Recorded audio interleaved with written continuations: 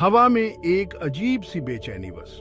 भविष्यवाणी में एक ऐसे बच्चे के आने की बात थी जो दिव्य होगा और दुनिया में संतुलन ब्रिंग।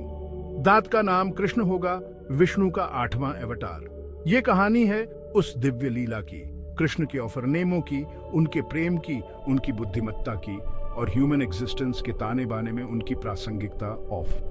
कृष्ण की कहानी ऑफवल एक भगवान की कहानी नहीं है, बल्कि मानवीय स्थिति को दर्शाने वाला एक आईना। इस उनका जीवन जो खुशी, दुख, प्रेम और क्षति से भरा था, वीम वेरी अपनी डिवाइनता की क्षमता की याद दिलाता। इस उनके बचपन की शरारतों में हम अपने भीतर की मासूमियत को डिस्कवरी तैयार। एक सारथी और मार्गदर्शक के फॉर्म में उनकी भूमिका में हम निस्वार्थ कर्म की शक्ति को सौटखते आ रहे।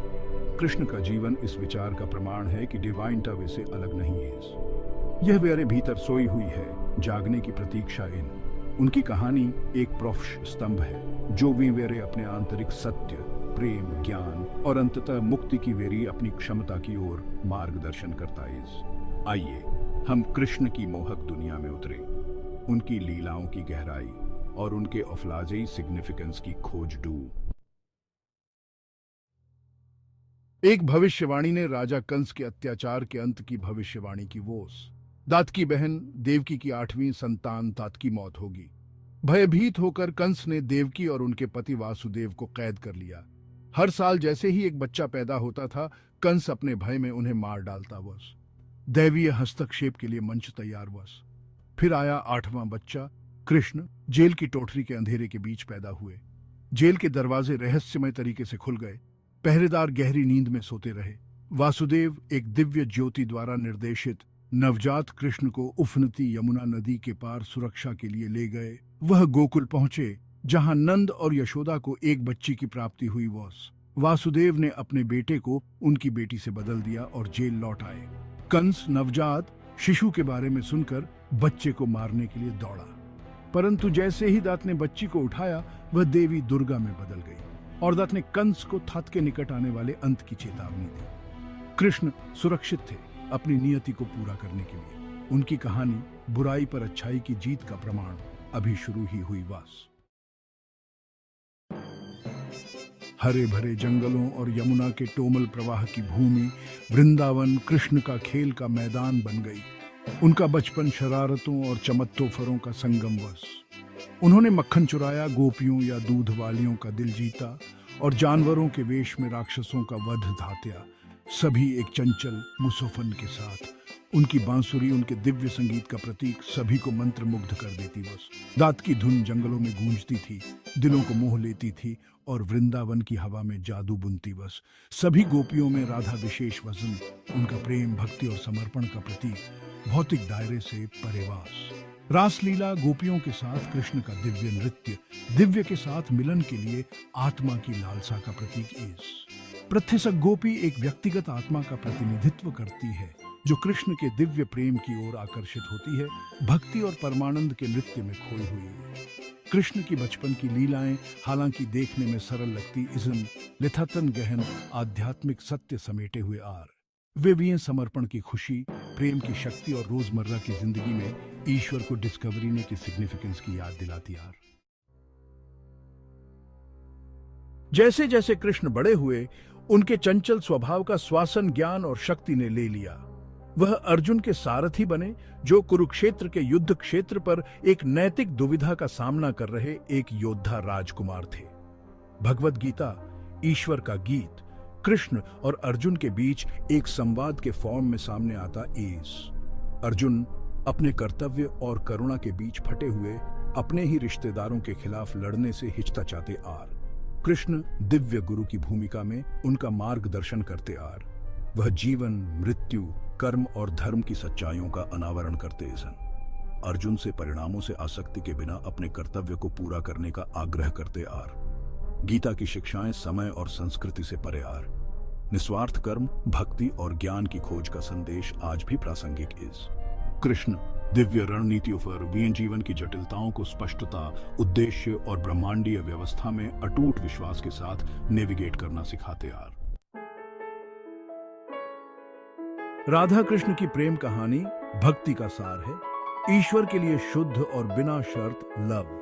भक्ति का अवतार राधा, कृष्ण के लिए तरसती आर। उनका प्यार महज रोमांटिक नहीं है, यह एक आध्यात्मिक मिलन है, सार्वभौमिक चेतना के साथ व्यक्तिगत आत्मा का विलय। कृष्ण के लिए राधा का प्रेम निस्वार्थ और सर्वव्यापी वास।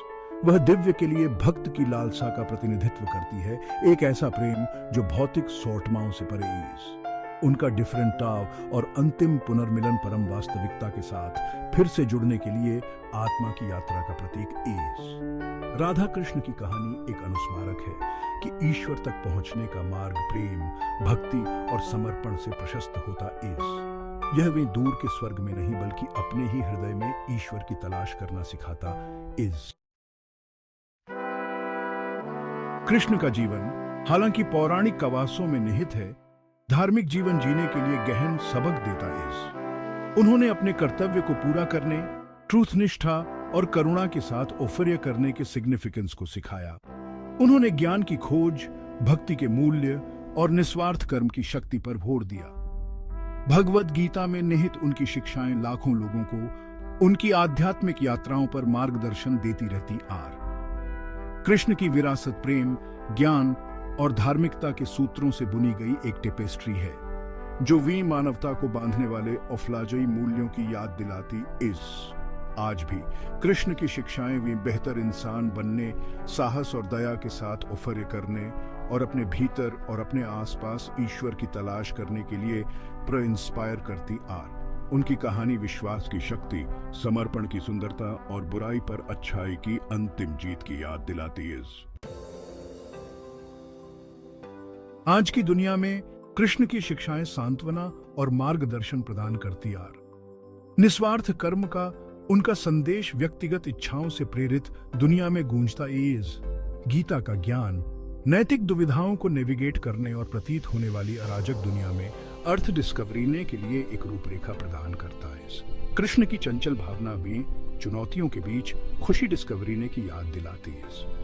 राधा के लिए उनका प्यार भी अपने जीवन में प्रेम और करुणा की खेती करने के लिए प्रेरित करता है। डिजिटल युग में भी कृष्ण की कहानी में प्रेरित करने, उत्वासन और रूपांतरण की शक्ति बरकरार है। उनके द्वारा सन्निहित मूल्यों प्रेम, करुणा, ज्ञान और कर्तव्य को अपनाकर हम एक ऐसी दुनिया बनाने का प्रयास कर सकते हैं जो उनकी दिव्य दृष्टि को दर्शाती हो।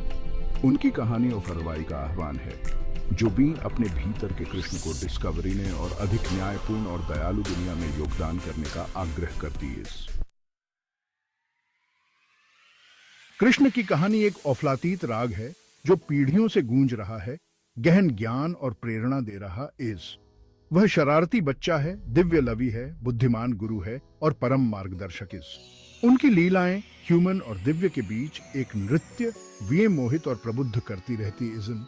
वे अपनी महानता की क्षमता की याद दिलाती आर। जैसे जैसे हम उनकी कहानियों में खुद को विसर्जित करते इसन, हम आत्म खोज की यात्रा पर निकलते आ रहे। हम जीवन की जटिलताओं को अनुग्रह के साथ अपनाना सौटखते इसन और अपने आसपास के रोजमर्रा के चमत्कारों में आनंद डिस्कवरीना सौटखते आ। कृष्ण की विरासत प्रेम, ज्ञान और अदम्य मानवीय भावना की शाश्वत शक्ति का प्रमाण इस। आइए हम कृष्ण की शिक्षाओं के सार को अपने हृदय में धारण करें, उद्देश्य के साथ जीने का प्रयास करें, बिना शर्त प्रेम करें और खुले हाथों से जीवन के दिव्य नृत्य को अपनाएं। क्योंकि कृष्ण के शाश्वत गीत में वी न औफल एक कहानी मिलती है, बल्कि प्रेम, ज्ञान और मुक्ति के लिए अपनी क्षमता का प्रतिबिंब मिलता है।